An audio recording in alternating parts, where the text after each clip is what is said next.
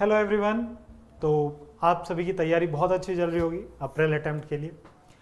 और 22 जनवरी shift 2 JEE mains 2025 में ही question आया और ऐसे क्वेश्चंस हम डिस्कस कर रहे हैं लगातार और लगभग 100 से ऊपर हम क्वेश्चन डिस्कस कर चुके हैं। उसकी प्लेलिस्ट हमने बना रखी है, उस प्लेलिस्ट का लिंक हम डिस्क्रिप्शन में भी डाल देंगे, तो वहाँ से आप उस प्लेलिस्ट को एक्सप्लोर कर सकते हैं।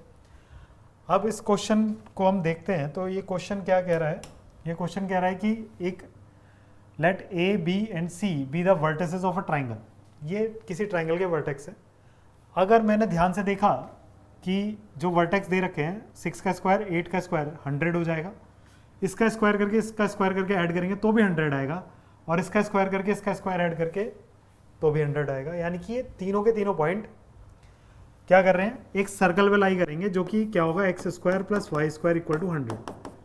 आप इन तीनों पॉइंट्स को यहाँ डाल के देख सकते हैं। तो ये इसको सेटिस्फाई कर रहे हैं, यानी कि तीनों पॉइंट सर्कल पे लाई करते हैं। उस सर्कल का जो सेंटर होगा वो इस ट्राइंगल का सर्कम सेंटर हो जाएगा। तो इसका सेंटर कितना है बेटा? इसका सेंटर है 0 0, और यही हमारा सर्कम सेंटर हो जाएगा, circum centre of triangle ABC। उसके आगे उसने बोला कि ये एक पॉइंट है, ये एक पॉइंट है, ये ऑर्थो सेंटर और सेंट्रोइड है। तो सर्कम सेंटर जो ऑर्थो सेंटर होता है, ऑर्थो सेंटर को हम G से डिनोट करते हैं, सॉरी L से दे रखा है, L जो कि क्या होगा A,9, और फिर G जो कि ऑर्थो सेंटर हमारा H,K, और सर्कम सेंटर वो हमारा 0 0 है। इन तीनों पॉइंट्स की खासियत होती है कि तीनों पॉइंट्स एक ही लाइन पर होते हैं, और जो सेंट्रॉइड होता है वो इसको 2:1 में डिवाइड कर देता है। अगर ये 2:1 है तो आप यहाँ से h की वैल्यू सेक्शन फॉर्मूला लगा के निकाल सकते हैं। तो h की वैल्यू क्या होगी, आप इधर वाला कोऑर्डिनेट लेते हैं तो उधर वाला रेशियो, तो a/1 plus 0/2 divide by sum of the ratio, तो 1 + 2, तो हो जाएगा 3h इक्वल टू a। फिर उसके बाद k की वैल्यू निकालेंगे, तो k equal to 2 × 0 plus 1 × 9 and divide by sum of the ratio 3, then k equals to 3। h, k और a में कुछ कुछ पता चला हमें।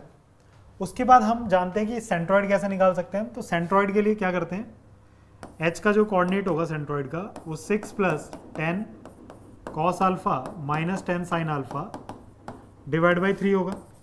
इस 3 को इधर ले आओ, तो 3h - 6 equal to 10 cos alpha - 10 sin alpha. फिर ऐसे k के लिए कैलकुलेट करते हैं, तो k के लिए क्या होगा 8 - 10 sin alpha plus 10 cos alpha divide by 3। तो 3h - 8 equal to -10 sin alpha plus 10 cos alpha. 3k k की वैल्यू यहाँ 3 रख देते तो 1 आ जाएगा, है ना। k की वैल्यू ये 3 यूज कर दी हमने, 3 3 9 में से 8 दिया तो 1 equal to -10 sin alpha plus 10 cos alpha. अब यहाँ से आप क्या कर सकते हो कि इस इक्वेशन में से इस इक्वेशन को घटा लो, तो 3h - 6 and -1 equal to 10 cos alpha में से -10 cos 0, फिर -10 sin अल्फा, ये प्लस हो जाएगा तो ये 0। तो यहाँ से 3h इक्वल टू 7 और h इक्वल टू 7/3। अगर h 7/3 है तो यहाँ पर a की वैल्यू हो जाएगी 7। अब हमें एक चीज़ और चाहिए, 100 sin 2 अल्फा। तो आप इसका स्क्वायर कर लीजिए, इस इक्वेशन का स्क्वायर करेंगे तो 1, और ये हो जाएगा 100 sin square alpha plus 100 cos square alpha और -2 × 100 × sin अल्फा cos अल्फा।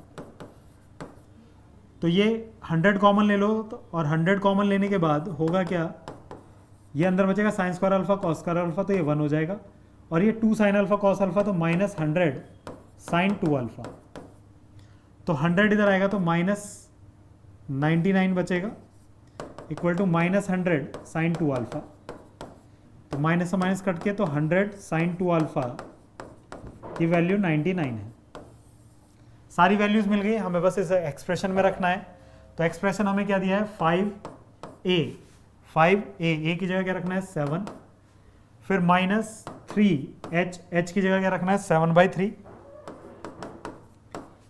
फिर प्लस 6k, तो 6 इंटू के कितना है 3, और 100 साइन 2 अल्फा की वैल्यू हमने निकाली 99, ठीक है, प्लस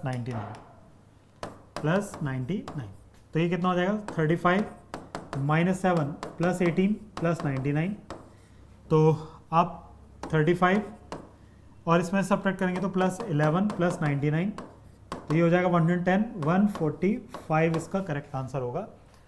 तो जेईई मेंस 2025 का ये क्वेश्चन जिसका आंसर 145 था, तो करेक्ट ऑप्शन 145, या इंटीजर टाइप था शायद, तो इंटीजर टाइप में 145 आपको टाइप करना था।